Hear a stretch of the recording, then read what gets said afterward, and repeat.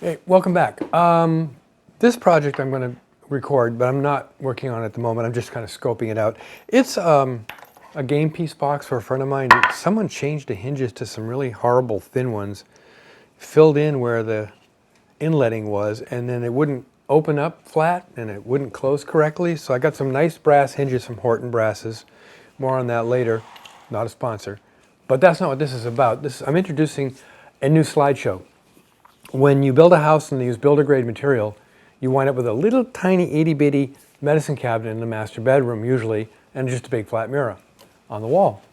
We didn't like that. We wanted nice large medicine chests, so I made two large medicine cabinets and inlet them into the wall and removed the little tiny teeny builder grade one out of the wall and filled that hole in. So slideshow, I didn't video this. Take a look at the remodeling of our master bedroom bath. Slight remodeling, it's not a full remodel. We painted the cabinets and added a new vanity and put in new sinks, hardware, faucets. And then I did this cabinet work.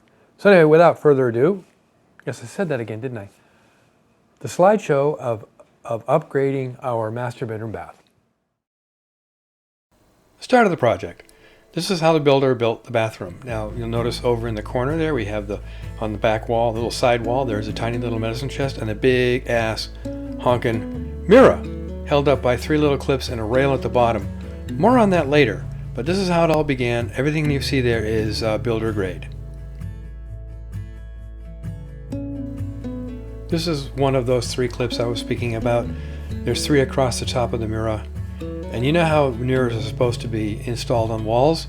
Well, this was an adventure that I didn't want to have. Note what's missing in this picture after we removed the mirror. There is no molly or wall anchor, and there's no stud behind that. The screw is just screwed directly into the drywall. Nothing else to hold it. And this is the adventure I was talking about. You'll note there's no construction adhesive or mastic or stickum of any kind. The adventure would be if those things pulled out of the wall somehow, it would have come down without a hesitation. The upside was easy to get out of the bathroom because it wasn't glued to the wall. But that's not how you do this, guys. You know, you just don't do it this way. Progress. I have holes in the wall. The medicine chest was no problem. 2 screws and that came out. But this is a non-load bearing wall, so I was able to cut out the 2 holes easily for the new medicine chest. I put a piece of stud behind the center divider to support the drywall there. You can see I've got to move a few wires around. Not a big deal, but getting closer to being able to install the medicine chests. Old medicine chest hole has been patched. You note I still have to move wires around. Anyhow, so I got that hole patched up. Ready to do a fine finish on that, then we can paint the wall, and that will be disappearing forever. One thing I wanted to do was add a plug in the center between the 2 sinks in the wall underneath the medicine chest. Now, before anybody says anything, this is on a GSI circuit, so it is protected from anything going wrong. So that was the only electrical work I really did in this portion of the build. Here's one of the medicine chest boxes with an iPad mini in the picture for reference. It's a lot bigger than your standard medicine chest, but that's what we wanted. We wanted to get as much stuff off the counters and into medicine chests in the wall so it's just not visible. And so this is the size we picked out, and this is the size I installed. Here's one with the back on it, and there's a ruler in the picture for scale. You'll note that I have shelf pin holes drilled up and down at both sides so that we can put the shelves wherever we want. And the shelves are not your thin little half-inch shelves or glass shelves. They're actually 3/4 inch shelves. And the boxes are installed. You can see the hinges. There's 3 hinges on either side. They open up opposite each other, and there's a magnetic latch that will hold them closed. And the next step, of course, is to put the shelves and the doors on. Shelves in place, awaiting stuff. We're going to put stuff on the shelves.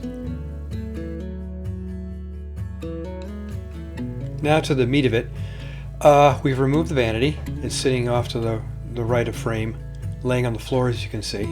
And you can notice that plug that I installed in between the two medicine chests. That gives us a few more options on the countertop.